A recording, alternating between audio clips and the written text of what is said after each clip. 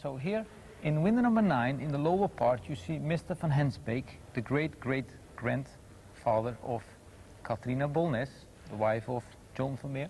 You see him with his wife, his coat of arms, his 4 children, and the other little children are the orphans of the orphanage next door. Which he also paid for. Yeah. So he was really a very rich guy. Yeah, he was also sponsoring the orphanage. So can you explain to me this Dutch policy of flooding the land when invaders come? I mean, what's the actual process? How does this work? Very simple. It's our national trick. In times of danger, we just open the gates of the dikes and let the water come in. Mind you, we are living 2 meters below sea level. That's the reason why these Dutchmen have wooden shoes, you know, they walk on water.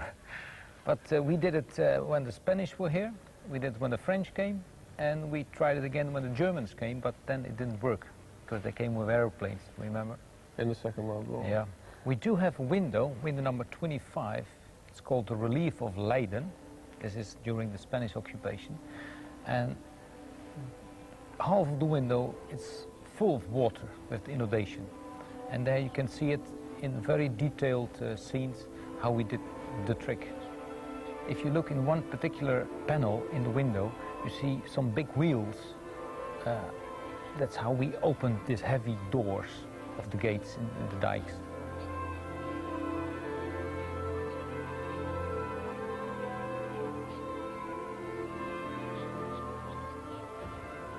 When the Dutch decided to flood their own land in 1672, it had a particularly disastrous effect on the Vermeer family, because as luck would have it, the land owned by Maria Tins in Schoonhoven was right in the middle of the area worst affected.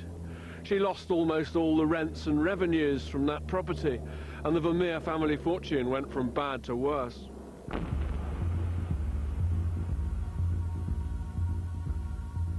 One might ask why Vermeer didn't leave Delft and go to Amsterdam, which was so much more prosperous. And the answer maybe had been he had a patron. He had no reason to leave. And that is why the death of his patron in 1673, 2 years before his own death, must have been such a catastrophe for Vermeer. No market, no patron. But even that wasn't the end of it. Crisscrossing the country on business for Maria Tins, he's guilty of one final and deeply uncharacteristic act of betrayal. In Amsterdam, he apparently collected a debt that was due to his mother-in-law and may have pocketed the money. For a man who had always been submissive, compliant, modest, perhaps woman-worshipping and admiring, this must have been a terrible thing for him to do. What was Vermeer thinking of? And what was he planning to do with the money he'd filched? Invest it in some speculative scheme? Cover his debts with one lucky punt? We'll never know.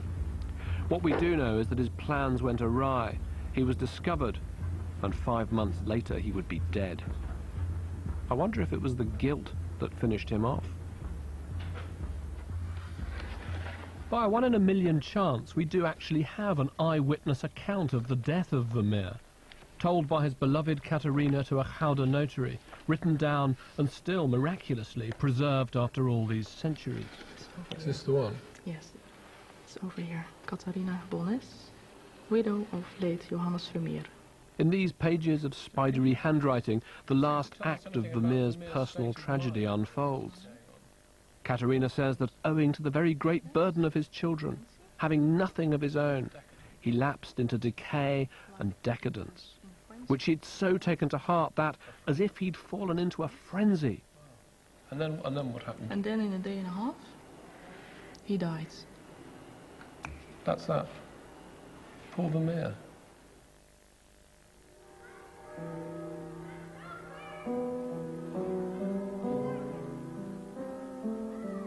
So at the end, Vermeer, who had kept the world at bay so effectively, so obsessively even, found it crowding in on him.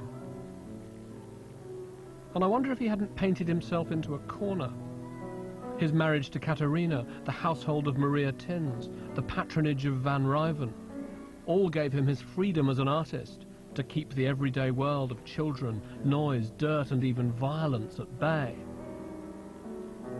But these things became a prison in the end. And when the lack of income seemed to threaten his wife and children directly, when he betrayed the trust his mother-in-law had placed in him, when he saw no way out, he was devastated. That was the madness of Vermeer.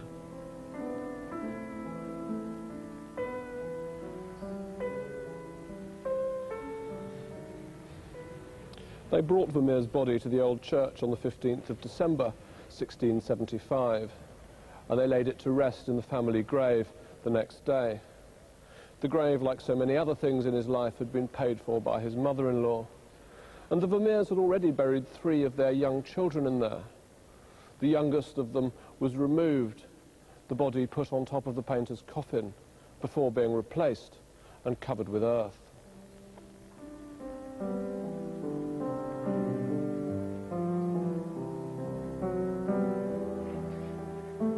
After his death came a reckoning. The inventory was made and an executor appointed by the city. His widow paid off the family's bread bill, about 2 years' worth, with 2 paintings. Maria Tins tried to hold on to Vermeer's favourite work by saying it belonged to her, but the executor was implacable and the picture was sold at auction. In the end, his fears for his family were justified. The Vermeer's social climbing was over. One of the only grandchildren we can trace was an illiterate weaver. Which leaves us with his art, these precious few paintings that seem to bestow a sacramental quality on the everyday. I needed to go back to The Hague for one last look. I've only just realised what's happening in this picture. I've looked at it many, many times, and I've never understood why the roofscape is painted in the way that it is, with this extraordinary granular textured pigment that seems to glitter when you look at it, especially under a raking light. It's almost like the texture of sandpaper. I suddenly realised today that, it's been raining. The storm has passed, but it's been raining. So what we get is sunlight shining onto this beautiful, glittering city. And I think it's also perhaps the key to what Vermeer may have meant by it. I think that the picture could be a kind of celebration of the moment, in a bigger sense, when the storm has passed. It's this window onto a peaceful world. When I think about what the documents tell us about Vermeer's life and his family background, I think of this culture in struggle, a kind of rat race where everyone's trying to get on, trying to make good. There's Grandpa Vermeer with his counterfeiting scheme. There's Grandma Vermeer, the outdragger, running lotteries, desperately trying to make a buck, trying to climb up the ladder of social success. There's war, there are floods. I can't think of a more turbulent world than the one which produced this picture. What could be less turbulent than this picture? There are no floods here, there are no dikes being broken, there are no soldiers invading, there are no hucksters trying to fool you, there's no... It's a picture of perfect tranquility. A radiant vision of peace. Something which, in Vermeer's world, was fantastically precious.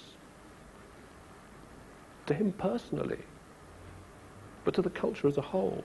And that's why I think this is such a great painting, because it does what art does. It gives you what you can't actually have. And in the end, for Vermeer, the floodwaters would rise and he would sink. But he left us this, and that's what counts.